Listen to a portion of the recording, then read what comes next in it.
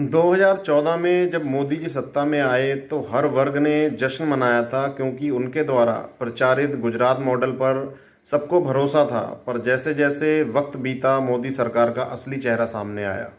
अल्पसंख्यकों, खासकर मुसलमानों को उनकी पूजा पद्धति, उनके पहरावे, उनके धार्मिक नियमों और उनके खान पान को लेकर निशाना बनाया जाने लगा।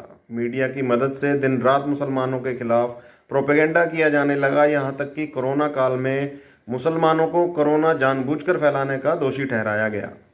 आम जनता, जो शुरू से ही न्यूज़ चैनल्स पर निर्भर थी, उसने इन सब बातों पर आंखें बंद करके भरोसा करना शुरू कर दिया, क्योंकि खबर पता करने के लिए हम लोग न्यूज़ चैनल्स ही देखते रहे हैं। वो मीडिया ही थी जिसने मुसलमानों के धार्मिक मामलों में खामियां निकालनी शुरू की। जिहाद शब्द को लेकर आम जनता के मन में डर बैठाया, यहाँ तक कि हर मामले को जिहाद से जोड़ा जाने लगा, जैसे लव जिहाद, जमीन जिहाद, थूक जिहाद और पता नहीं क्या क्या। उत्तर प्रदेश के मुख्यमंत्री ने मुसलमानों के खिलाफ बुलडोज़र अभियान चलाया, जिससे उन्हें पूरे देश में एक अलग पहचान मिली। घर का कोई सदस्य अगर किसी अपराध में शामिल पाया जाता तो उसके पूरे घर को बुलडोज करके जमींदोज कर दिया जाता। फिर चाहे घर किसी के भी नाम हो, उसका उस अपराध में हाथ हो या ना हो, बस अवैध बताकर तोड़ दिया जाता। हालांकि सुप्रीम कोर्ट ने भी इस तरीके को कानून के खिलाफ माना था।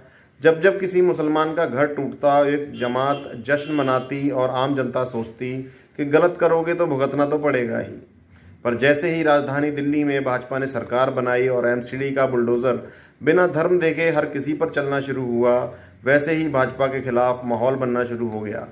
अब रोज़ देश में किसी न किसी इलाके में हिंदुओं के घर और दुकानें तोड़े जाने की खबरें आ रही हैं। यहाँ तक कि भाजपा के पदाधिकारी भी इसकी चपेट में आ गए हैं। हाल ही में काशी के मणिकर्णिका घाट को तोड़े जाने की तस्वीरें वायरल हुईं और माघ मेले में शंकराचार्य श्री अविमुक्तेश्वरानंद महाराज के साथ जो बदसलूकी भाजपा सरकार ने की, उसके बाद हिंदू गुस्से में हैं।